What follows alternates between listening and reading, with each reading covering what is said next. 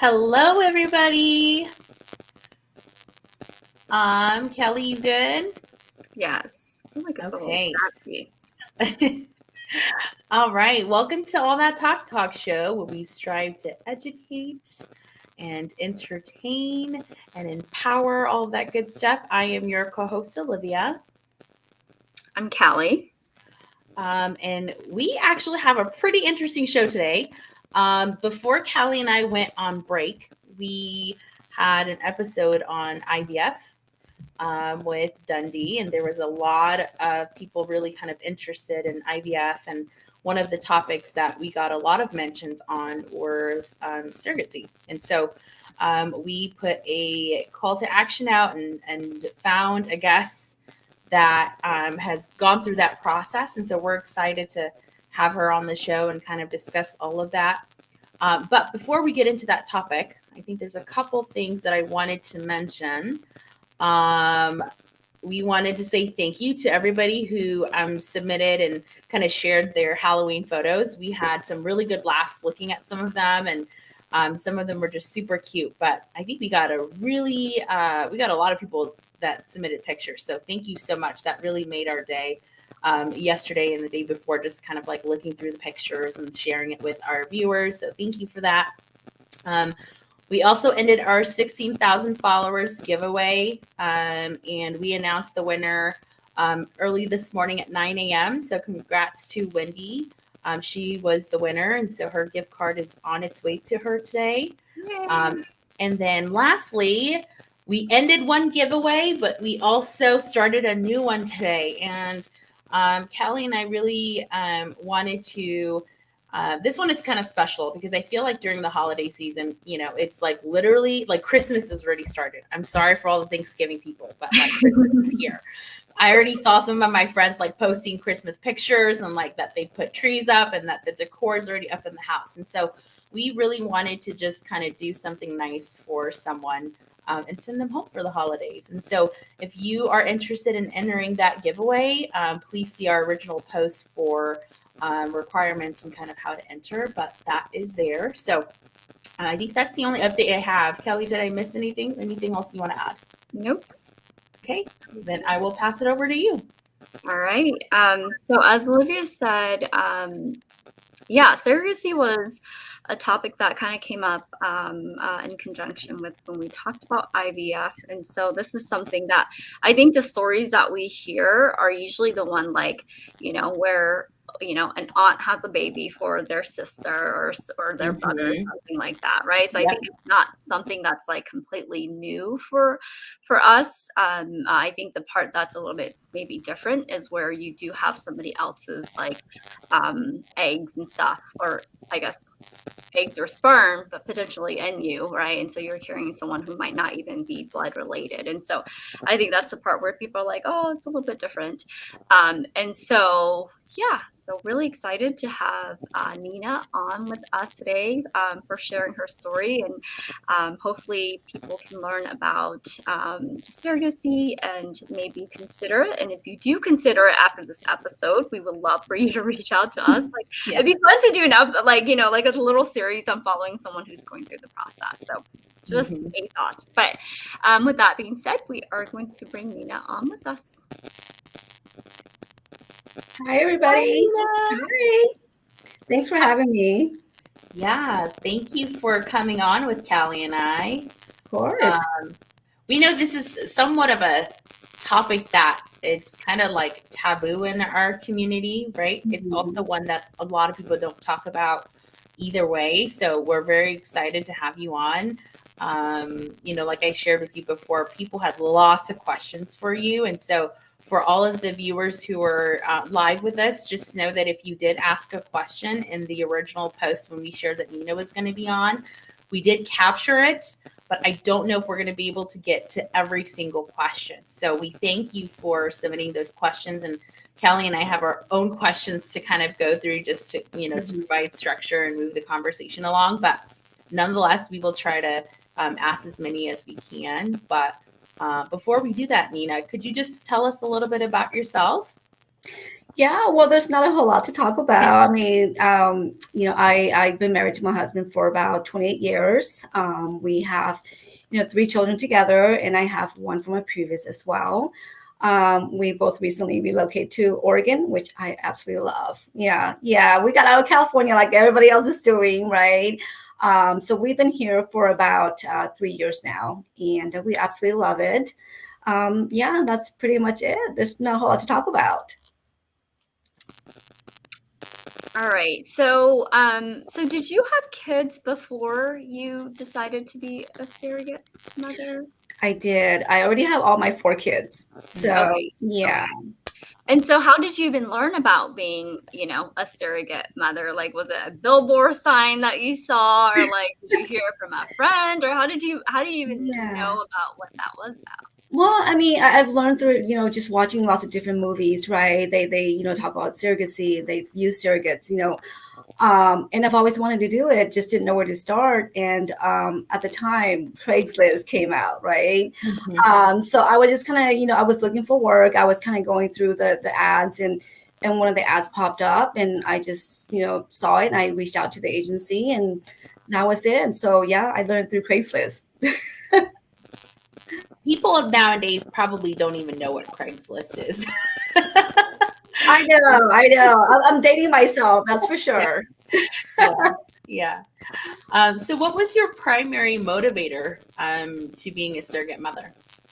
Was it just because you Well, were looking for a job, or was there something else?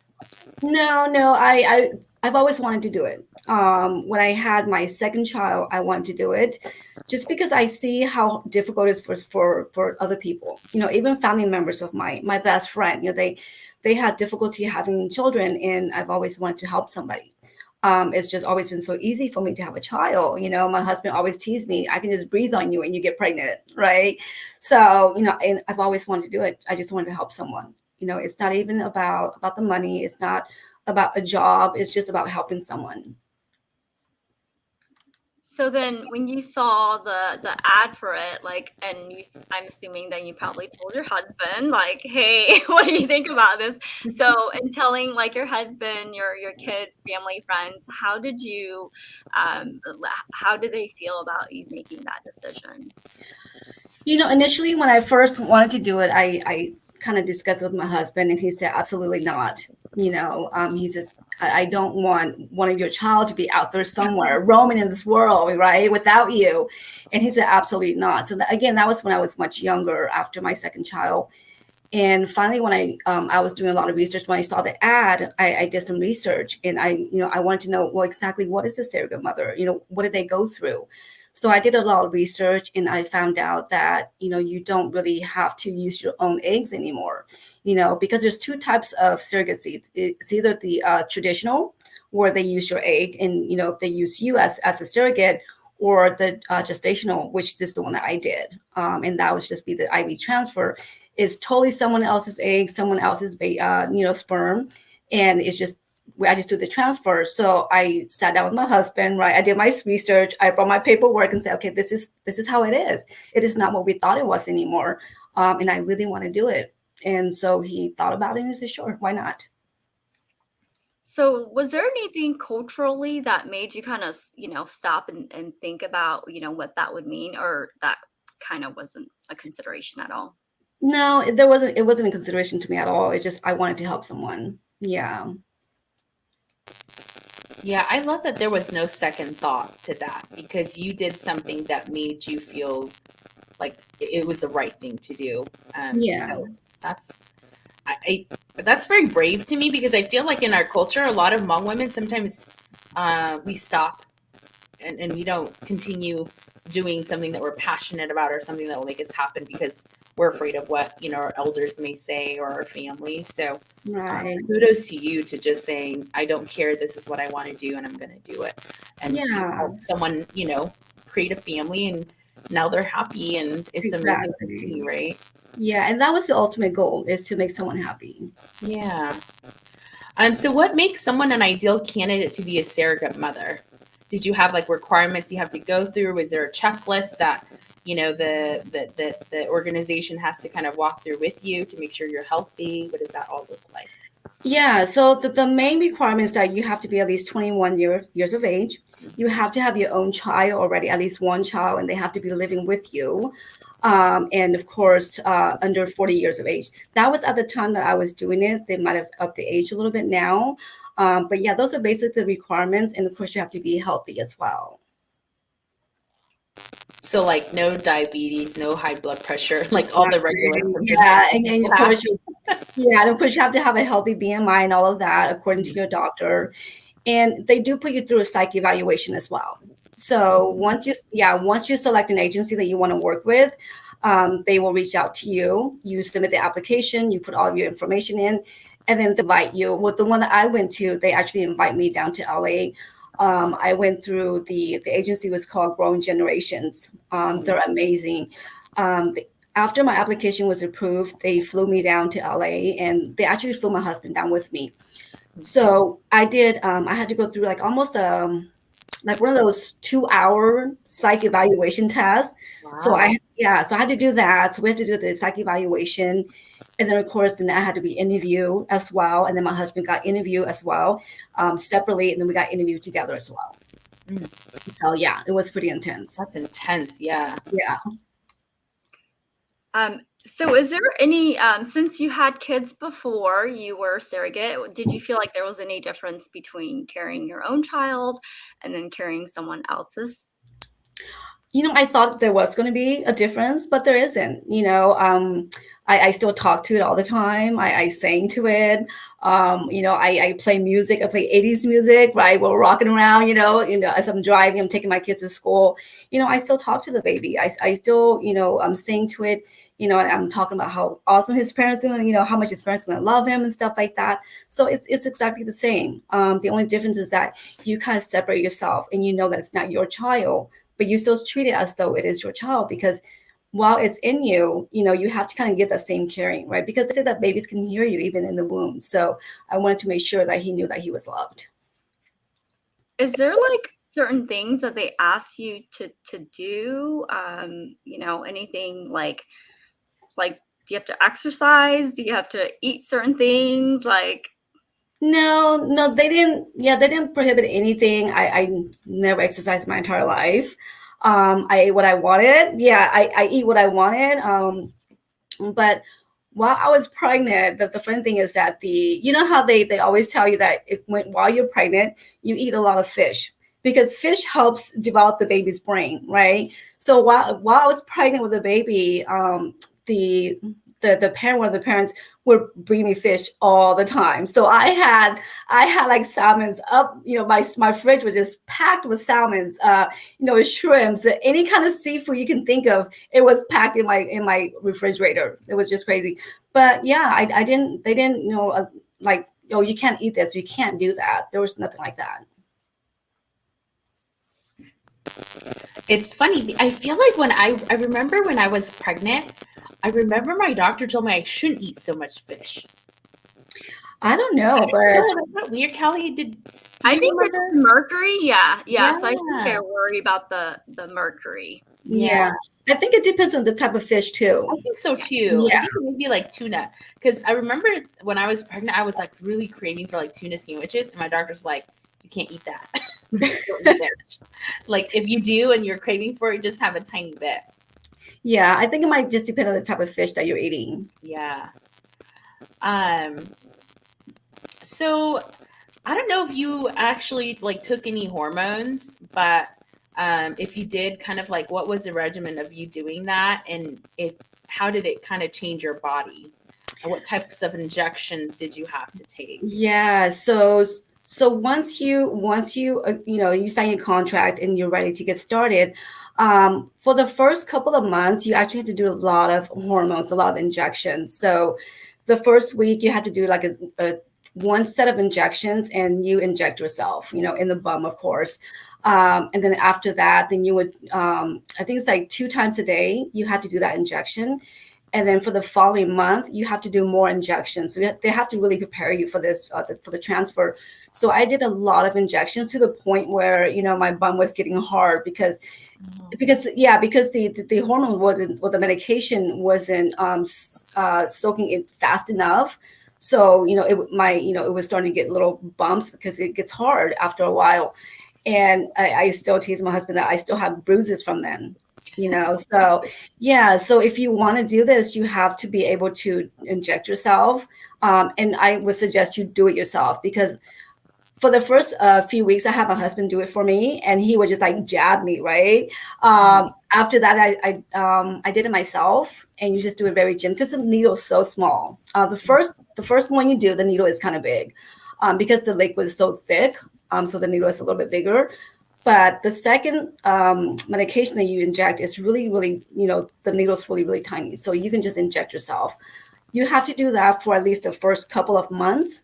And then you take the prenatal right before the transfer. So yeah, so lots of medication, lots of injections.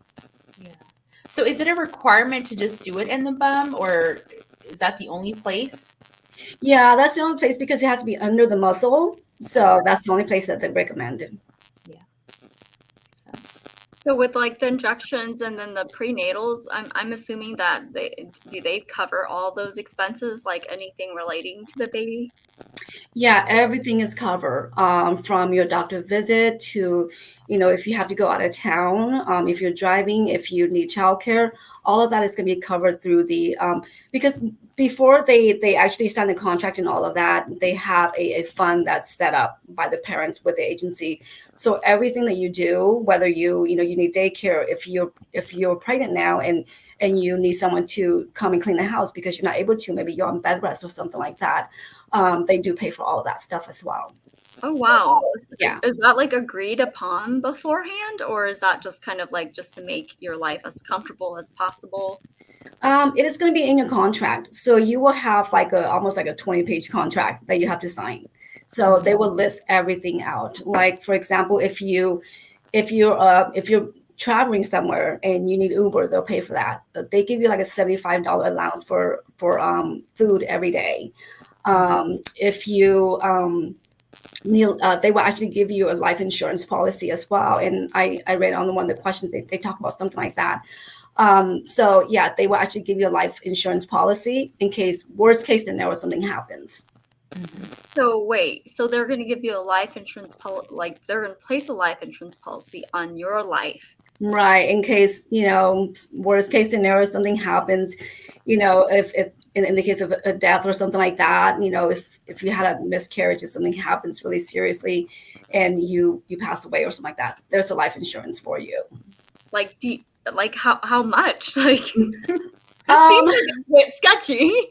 Yeah, I if I remember correctly, my husband was just telling me earlier today that he remembers for our life insurance policy, it depends on the situation as well. So it could go up to as much as $500,000. So why is that? Because I guess I can see if it was like maybe 100,000, so that they can, like, if you do die, they can then take that and go find another surrogate, right? I think it's more for your family, Callie. Yeah. I don't think it's for them. Oh, Yeah. so the beneficiary is your family. Yeah. Right. Yeah. So the beneficiary will be my husband. Yeah. So if I were to die during childbirth or something like that, then he gets that $500,000. Yeah. I was gonna say, if they bought it for them, that's very selfish. I know. Like, kind of crazy. Okay. So did you develop a relationship with the baby? Was it difficult to give it to their parents after you had it? It was not. It was very simple, because you have to build that relationship with your parents as well, and while we were going through this whole pregnancy thing, luckily we only lived a few miles away from each other, even though our agency was all the way in LA, and even the IVF doctor was all the way in LA. We just so happened to live just a few miles away from each other. So we saw each other a lot.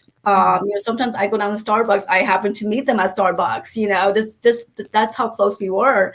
And so, they invite us over for lunch or for dinner. So we built that relationship with them. And then that it's not your child, you're carrying someone else's child. So both the parents were in the delivery room with me. They held my hand, they cried with me. And when the baby was born, I didn't get to hold it. They didn't say, okay, here's the baby. They actually handed it to the parents. So, yeah. Yeah, I think it's definitely, you have to be mentally prepared before have going to. into something like this, because I feel like a lot of times people get really connected when it's inside you and you feel it and you talk to it. It does grow. So yeah. So if someone was interested in becoming a surrogate mother, what would you tell them? I would say do it. It's going to be the best. Yeah, I say do it because it's going to be the best gift you can ever give anyone. Right. I mean, in my whole lifetime, if I was to give one gift, this is my one gift, And so if you can do it, if you're healthy enough and you have the resources to do it, like, your family are supportive, your spouse is supportive, I would say go ahead and do it. Yeah. Wow, that's encouraging. That it was like you were speaking to me, like you should, because I do feel like, it's so hard for them to conceive, and so I mean, I know people who do struggle, and like I always tell my husband, once I have my daughter and I'm still within range, I would totally be a surrogate mother for people that I know. Not using my eggs, everything is theirs. I'm just, the body that it grows in. But I think it's amazing what you did, Nina. I love it. Yeah. And I know, Kelly, you say that if you were younger, you would totally do it. I didn't do it till I was 36 years old. So Girl, that's you and me, Callie. We got this. Yeah. So I was 36 years old when I did it, and the baby is now he'll be 14 in December. Aww. I think this is a sign. Yeah. So if you want to do it, definitely do it. All right, so let's talk about money, okay? Let's see if this is worth it then, Nina. Okay, so how did you get paid in total for being a surrogate mother? Was it all one lump sum, or is it, overtime over the 9 months time period? It's overtime. So when you sign your contract is on an agreed upon total, right? And so how they're gonna pay is it's gonna be on the first day after the 7th week of your transfer. So you have to have the transfer for about 7 weeks. Once they know that the baby is going to survive, then they start your payment. So let's just say, for example, if you were to, get like maybe $35,000 or something like that, they will give you a certain amount every month. So I think for me, I was getting like $2,000 a month. So every month on the first day of the month, I would get $2,000. And then, of course, anything in between, for example, like I said, was mentioned earlier, if you went to the doctor and you had a copay or something like that, typically that will go towards that bill will go to the agency. But sometimes, I don't know, things happen. Or if if you're traveling and you need, you're eating and you have bills and stuff like that, those you can get those reimbursed as well. So those will come separately. Do you remember how much total you got paid, like just for not like reimbursements, but like compensation? Yeah. So the total amount for me was about $36,000. 30. And this was in when again? What year? I think it was 2008.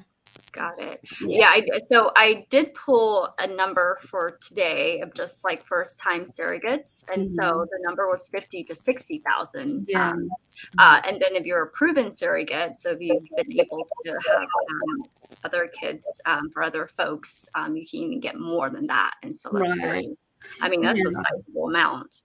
Yeah, and they'd say it's based off experience. So it depends on how many, child you have before. So for example, a lot of the agencies, they can only allow you to have 5 pregnancies. So for example, if you already have 4 kids, like for myself, if I already have 4 children, I can only have one more child after that. Yeah. So for you, since you only have 2 children, you still have 3 more to go. Do you know why they put a cap on that? Is there a reason why? I don't know. Maybe it's just for the safety, of the mother, of the surrogate. Yeah. Makes sense. Okay, so we are now kind of going into our questions from our viewers and our audience members, but we're going to try to catch the ones that put the question in your post, and then Callie, when we've got time, we can switch over to all of the comments that we're getting. So this question is from Kachilalia Thor. I'm sorry if I'm butchering these names. And this person asked, do you sign forms that later on, if the child does want to find you, are they able to do that? I don't remember signing anything like that. But luckily for me, the parents, we built a friendship over time. And I get to see the baby. I have them on Facebook. They post pictures all the time. We go visit them. So I do get that. But he knows me as an aunt. So yeah, but I don't remember signing anything like that. Yeah. The next question is from Janice Snub. How do you deal with postpartum depression, anxieties after delivery? And I'm really interested, I think, in the part where, because you had said that you don't get to hold a baby afterwards. And I think that, I've had 2 babies. And so I think the delivery of that is so traumatic that the reward is getting to hold the baby. And so I feel like, did you experience anything where, you do go through that very traumatic experience with your body, and then there's jumachi, to thought at the end, right? I didn't have any postpartum. Like I said, I had a mindset that this was not my child. So when the baby came, it went straight to the parents, and I didn't have that sense of loss, because I prepared myself for it. So if you do decide to do something like that, you really have to prepare yourself, right?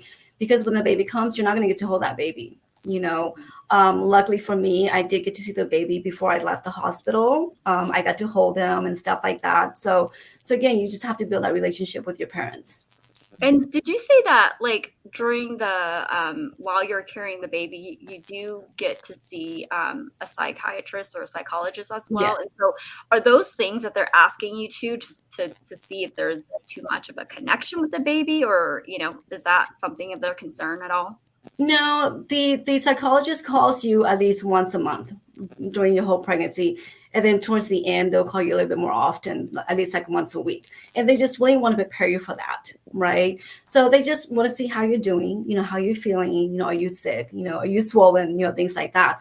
But they are really just there to help you, to really prepare you. So if you have that in the back of your head, that you're feeling something like this, you're going to, you just let them know that, hey, I'm feeling this way. And then they can kind of talk you out of it.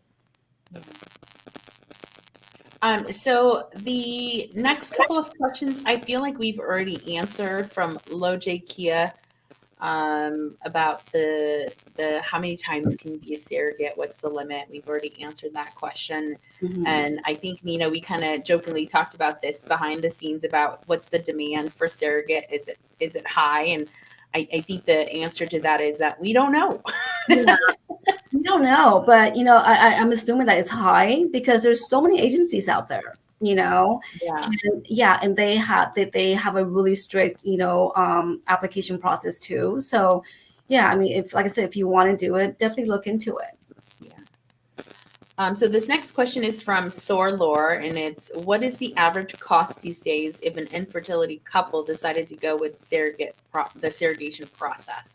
So not really someone who is the surrogate mother, but people who are looking for that. How much do you know approximately? I don't know, but I did some research, and I know that for the parents, it could be anywhere from 100,000 to 150,000, because you have to consider that you're not only paying the surrogate mother, but you're paying the doctor, the IVF doctor, you're paying the OBGYN, you're paying for the travels, the life insurance, and all of that. So it could get pretty costly. Yeah. And I'm sure there's a fee with the agency as well, right? Who's definitely the mediator between the two. Exactly. Yeah. So we had talked about life insurance a little bit ago. Did the life insurance policy, was it canceled after you gave birth? Or was it something where they're like, we're going to switch policy owners now if you want the policy? Yeah, no. Once the baby's delivered, they cancel it. Okay. Yeah. All right. So this next question is from Fuji. Does your own kids get to meet or get updates on the babies that you deliver? Yeah, like I said, we've been to their house many, many times. My kids love him. They see him all the time on Facebook as well. Every Christmas, they send me pictures, Christmas cards and stuff like that. So my kids kind of pretty much grew up with him as well. Because like I said, we lived so close together. So, we get to hang out, we got to go see the baby. And then even when they moved away, we still got to go visit him as well. Cool. So this next question is from Mary VH. Mary. But I feel like we've also already answered that question, right, Callie? What's the age limit? What kind of testing do you have to undergo? So we've already answered that. This next one is, again, from Loj Kia. And it says, are the parents, this is like multiple questions in one. Are the parents usually rich millionaire type people?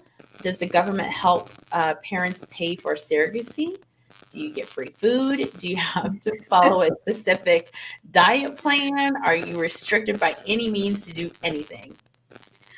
Yeah, you're not restricted to do anything. You can still maintain your usual life, your regular life. You can still do whatever it is that you always done. As far as, the parents being rich, yeah, you might have to have some kind of money, right? Because, again, it's going to be $100,000 to $150,000. That's kind of like a house for someone, right? So you do have to have the money, but a lot of agencies does financing as well. So yeah, so you have to make sure that you choose the agency that fits your financial status. Yeah. And there are some grants. It looks like I did a search, and there are some grants that will help a little bit. And so if you are interested, I would say definitely explore all your different options, because you might be able to get assistance. Yeah, I mean, if you're a parent that want to to get a surrogate, like I said, do your research. Some of those agencies, they can finance you, so definitely look into that. Yeah. All right. Papaya asked, what is one of the greatest challenges you have faced so far, and how did you overcome it? So maybe thinking back to when you were carrying it, was there any one challenge that stood out to you? It was a really, really easy pregnancy for me. And not only was it easy, but my husband was super supportive too. So I didn't have any challenges. If I needed a burger at midnight, he'll run for me. So yeah, so I didn't have any, and luckily, yeah. So this next question is from Kathy Tall, and it says, do you think the pay was sufficient to what you had to go through? What kind of support do you get from the company for postpartum depression or medical needs, if any? Just for the pain itself, the money's totally not worth it.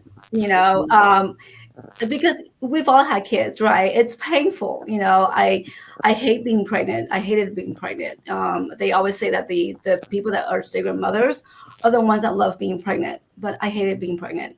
But the feeling that you get when you see that parent, they receive their baby, when you see the joy in their face, when you see the tears, that is worth every penny. So, if you're going to do it, don't do it for the money. You do it for the joy that you're going to bring someone else.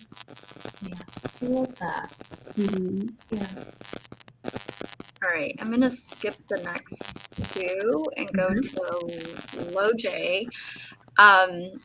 So the question, I think this one is one that has lots of questions. So Loj has a lot of questions. Really great questions. So the first one, do the parents help pay for the cost for fixing your stretch marks? I mean, I'm gonna guess that no, right? There's not any, it's not like you, I mean, I guess you could technically write in your contract, right, of saying, okay, after the baby, I want to have a mommy makeover, and maybe they might pay for that if you, right, negotiate. I mean, you can ask, right? But I already have stretch marks with my 4 kids, so that wouldn't be fair to them, right? But yeah, you can definitely ask. Yeah. Are they liable to help you if you get back pain from epidurals in the future? That part I don't know. I had a natural birth, so I, with all 5 of my pregnancies, I had natural births for all of them. So, but again, that is something that you can always, talk with the agency about. But I'm assuming after you were after they do that last payment, it's kind of like, okay, like, or, you know, anything that happens after this point is on you now. Is it kind of like that? Where, I mean, you can't come back later and be like, oh, you know, like the baby did something and now my back is. Yeah, pretty much. I mean, once you get that final payment, the contract is over. Mhm. Yeah. Okay. What happens if you can't give birth naturally and have to get C-section? Do they care about whether it's C-section or natural birth at all? Yeah, definitely. So if you have a natural birth, it's whatever the amount that you're set on. But if you have to have a C-section, then they give you an additional amount, and that amount could differ from agency to agency. So it could be like maybe an additional $500 or something like that. Gotcha. Let's see. What happens when you live in, this is kind of a hard question, I guess. What Mhm. happens when you live in a pro-life state and suddenly the life of the mother is at stake? Not sure. Yeah, I'm not sure how to answer that question, unfortunately. But that's a really good, I guess, consideration of what, you know, something that Yeah, I would say if you want to do it, then that's a very good question to consider researching. yeah, In definitely. case. Yeah. Yeah. And I'm sure it's happened before, so I'm sure that there's some kind of, legalities out there regarding that. Okay, these are also questions from Loj as well. Do you have to have a medical problem to get a surrogate? I think the No. answer to that is no. Yeah, no, you don't have to. Yeah. Let me see. What age do you think women should be before they decide to be a surrogate? I think we had talked about you doing it at 36. Yeah, Age is at least 21. right. Yeah, you So- have to be at least 21 years of age and have at least one child of your own, and that child has to live with you. And honestly, I think it's really up to the person, right? Because if the window is kind of big, it's 21 to like 40. I don't know if I don't know if it's extended now, but some people mature really early or have kids really early on, and by the time they're like 23, 24, Yeah, they are done having their 2 or 3 kids, and they right. want to provide that for someone else. So I think it's really dependent on the person, y'all. Exactly. Yeah.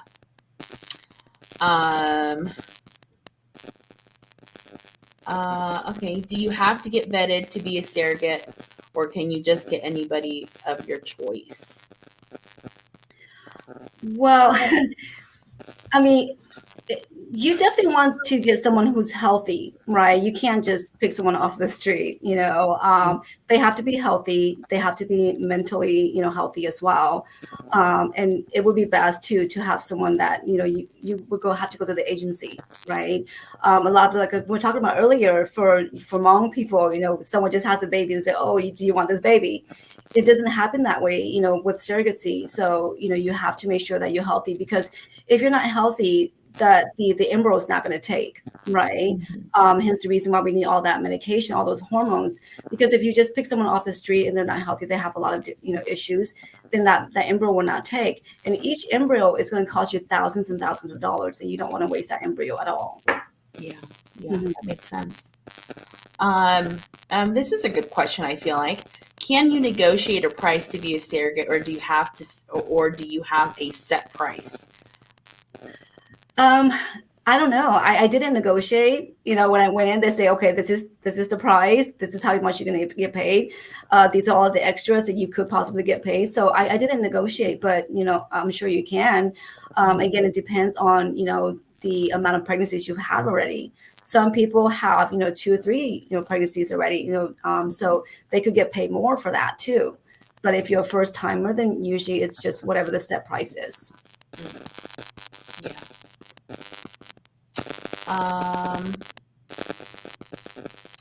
This last question is, if someone is willing to be your surrogate for free, can you use them? You definitely can. But just remember that even though they are not going to be, taking any money from you, it's still going to cost you a lot of money for the IVF doctors, right? How to, if you are using your egg, or you're using someone else's egg, are you using your husband's sperm or someone else's sperm? So, if that's the case, then you have to buy the sperm, you have to buy the egg. and then you have to have the doctor, put them together, and so it is still going to cost a lot of money. I was just kind of looking at some research today, and it can still cost you up to $100,000 just to, do the IVF with a family member, and they're not taking any money from you. Yeah. Okay, I think the last two, or we've kind of addressed them, or it's a little bit more research than we would know. But we did pull some requirements, looked up some stuff, so I just kind of wanted to go over them for anybody that has questions, and then we can jump into the audience questions. But so off Modern Family Surrogacy, which is an agency, the requirements that they had was that you had to be between the ages of 21 and 40, be a U.S. citizen, not receiving any state financial aid or welfare, dependable car and driver's license, no major complications during previous pregnancies or deliveries, no criminal history, live in a surrogacy-friendly state, are in a stable living situation, BMI under 32. So I feel like those are pretty, like broad, but, it sounds like there's different things that they think about when they're looking for a surrogate. And then there are surrogacy-friendly states. And so those are, if you're living in California, Connecticut, Delaware, DC, Maine, New Hampshire, Nevada, Oregon, Rhode Island, and Washington. So Olivia, you and I are definitely in surrogacy-friendly states. The non-surrogacy-friendly states are Michigan and New York. And I guess if it's considered surrogacy-friendly, then that means that they're going to, permit and recognize surrogacy contracts and things like that, and that there's been favorable rulings for surrogacy cases. And so, so just some things to think about when you're, if you're considering it, because there's a lot, I guess there's a lot of different things. There was one case I saw that, I guess like the first case ever was back in 1987, where they did actually end up granting the baby back to the surrogate mother. Yeah, just because it was blood, like blood was thicker than water. So, so definitely different things to think about. Yeah. And that's one of the things about, hiring or, getting a surrogate, and you're using their eggs, right? You're using their egg. Now it's like you say, it's flesh and blood. It's their baby, technically. Even though you have a contract, that baby is still there. So they can still go to court. And there was another story about this couple. They hired this girl to be a surrogate for them. And she had the baby, and she ended up keeping the baby, and then suing the husband for child support, and she got granted child support. What? So, so those are the kind of things that you want to be careful if you. Oh my goodness. Yeah. So that's why I definitely recommend going through the agency and using someone else's egg versus the surrogate's eggs, because they will have the opportunity to keep the baby if they want to. Yeah, and I feel like you have to be in a really good mental state so things like that don't happen, like go in with a big heart and understand that you're doing it for someone else. Exactly. Yeah. All right, Callie, you want to pull some questions from the audience? Yes. We've got a couple minutes here. So way up, because so one of the first question we had was, can Nina share the agency info? I know someone looking for surrogacy. Are you, do you mind sharing? Yeah, so the name of the agency I went to is called Growing Generations, and they're based out of LA. Okay. And when I did a search, like a lot of different ones came up as well. And so I think that there's probably a lot of different. You can just put in Growing Generation Surrogacy, or you can just look through, and like I did some research too, just type in surrogacy agency in LA, and that will pop up too. Yeah, and I saw a stat that there was an estimated 9 surrogate babies born per year, like in each state. So I mean, that's an average, and so I'm sure there's probably at least maybe one agency maybe per state. But I guess definitely check out the ones that are surrogacy friendly, right? I would think that those are the ones that would have the most agencies. Yeah, yeah, and even though they are based out of LA, like for when I did it, I was in Sacramento, and the parents that I was matched with was also in Sacramento too. So they, they work with people all over. So it doesn't you don't have to live in LA to be able to use that agency. Yeah. Is there anything that the parents would want Nina to do? So the only thing that they asked me to do after the delivery was they wanted me to pump breast milk for the baby for the first 2 months. So just so you guys know, if you do the breast milk, you can get paid for that. Okay. At the time, I did not know that.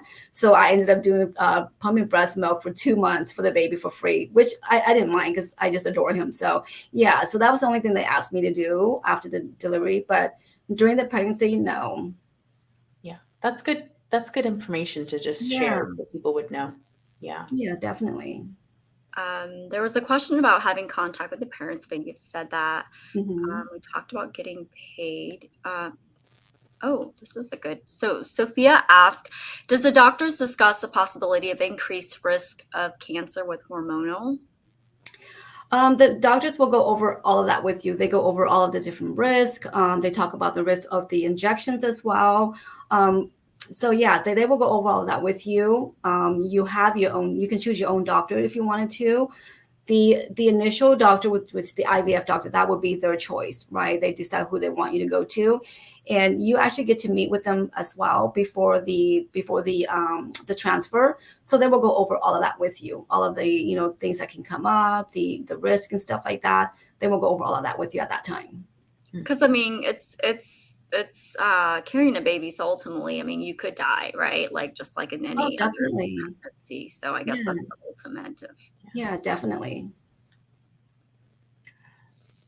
So we talked about negotiating contracts, but were there anything specifically you requested on the contract? And that's from Wendy Yang. No, I was just very simple. I just want to get it done, right? I want to do it. I want to do it now. That was my mindset. I didn't negotiate anything. I didn't ask about anything. So yeah, when I went in there, they go, okay, this is it. Sign a contract, and I signed it. So if you could do it now, like, would there be things that you would request or things that people, kind of like you said, the breast milk thing, right? It's still time for you, like taking the time to do all that stuff, eating enough, things like that. No, I don't think I would have done anything differently. Yeah. Yeah. Let's see. Oh, Mm. how does the taxing work for the payments? Is that considered Like taxable income? Yeah. I did not get taxed at all. So yeah, didn't get taxed. That's good because the tax would kind of suck. So you would have to think about because it's just if you're going doing it for the money. yeah. I mean, it's kind of like a service, right? A lot of the times when you go, let's say you go and you get your car fixed, you don't get taxed for that, right? So it's just kind of the same thing. You're just providing a service. Yeah.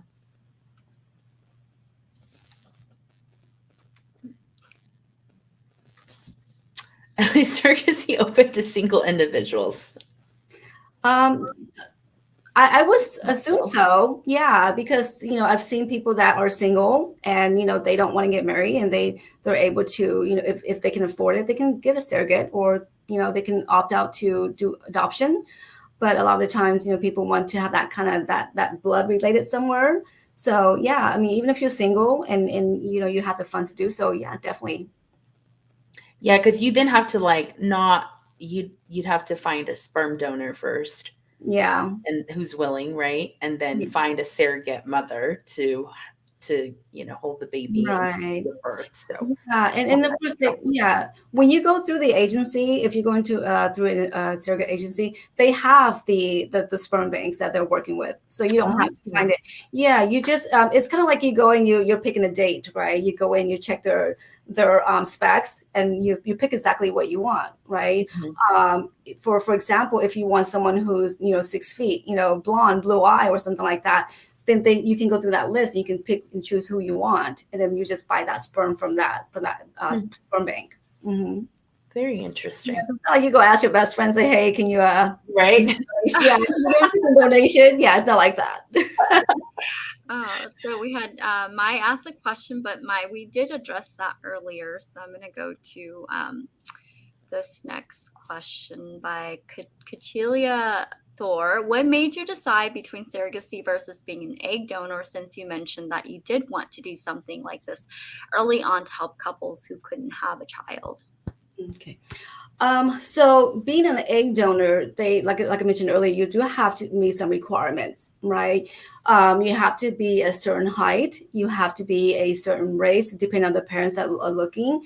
You have to have a certain background, education background, financial background as well. So, for me, I'm 4'11". Who's going to want a shorty kid, right? I mean, if they're paying that much money, they're going to want someone who's a little bit taller and more educated. So, yeah. So, of course, I didn't meet the requirements for that. I wanted to be a surrogate because, it's just easy for me. I could do it. I there was no other choice. I never even thought about being an egg donor, just because I feel like that means that my baby's gonna be out there somewhere.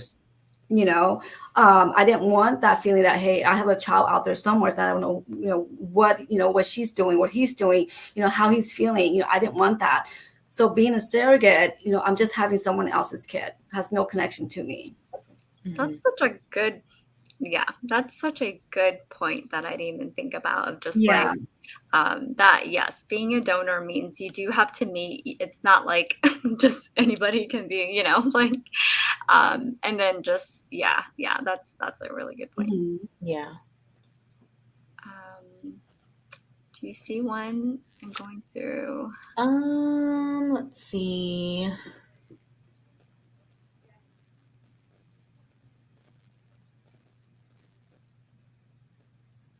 I think Tulor has a pretty good question. Tulor. So Tulor asks, it's towards the bottom, Kelly. Did you know if you can pick or choose your couple and read their profiles, etc.? Because you talked about like them interviewing you and all of that stuff. Do you get to pick and choose who you want to be a surrogate mother for? Yes. Before you even meet with them, they will send you a profile. So they'll send you the profile of the parents. You get to read it, and if you like what you read, then you will have the option to meet with them. You'll meet with them in person, and then you guys can discuss, talk, and maybe get to know each other. And at that time, if you feel like this is a good couple for you or a good fit, then you can choose them at that time. So yeah, you get to pick and choose who you want to be a surrogate for. Yeah, that's really good. Mm-hmm. So Dundee asked, were you still working as well? At the time that I was a surrogate, I was not working because I had my 4 kids and they were all very, young still. I think my youngest was only 2 years old at the time. So I was just a stay-at-home mom at that time. Yeah. I mean, we kind of addressed this. Elizabeth, who asked, how did you go through surrogacy without having emotions attached to the growing baby and knowing you have to give the baby you're carrying up in the end? It sounds like you had this, just already had this mentality of, this child is going to give that happiness to someone else. The baby had no tie to you of any sort. It wasn't your eggs or anything. And so like having that mentality. And of course, I'm sure that you felt, you love that baby, right? But you knew that, it has its own home that it's going to eventually. Exactly. Yeah. You just have to really prepare yourself from the very beginning. Once you go to that initial doctor's appointment and you see that little heartbeat, that it's there, but it's not yours. So you just have to make it a mindset in your mind that, hey, this is not my baby. And you meet the parents all the time. You see them all the time. They're going to call you, they're going to, want to see you. And so you're building that bond, and you already know that that child belongs to them. So you have to really prepare to do that. If you can't do that, then I wouldn't suggest doing, being a surrogate. Awesome. So that is the last of the questions. So I think we kind of talked about that one, right? Last question from Bang Shua. Oh, these backward names, guys. I know. We addressed that earlier, and so definitely tune in after the live. But Nina, if anyone is considering this, or if they want to connect, are you open to connecting, and how can people reach you? Yeah, definitely. Connect with me on Facebook. You can email me. If you need to talk, feel free to call me. I love what I went through, and I really enjoy the experience. And if any of you guys out there want to go through the same experience and you're just not really sure, maybe you have more questions after this, feel free to reach out. Connect with me on Facebook, and we can chat. Awesome. Well, thank you so much for being on with us tonight. It was just so informative. And I think just the fact that you really opened up your heart and was able to give a family the joy of having a child, I think that speaks volume. And definitely for, sharing and being open with your experience. Thank you. Thank you for having me.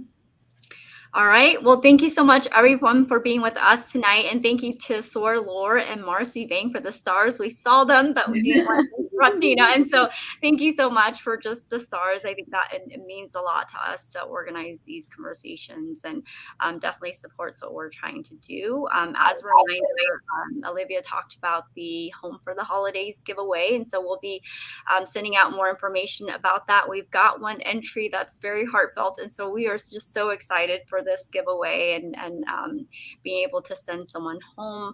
Next week, please tune in with us. We are going to have Super Sang on with us, who is the last director for the Maya Vu third album campaign. And so definitely be on with us on Tuesday at 7 p.m. Of course, here at All That Talk, we believe that conversations drive change, and change starts with you. Have a good night. Good night, everybody. Bye.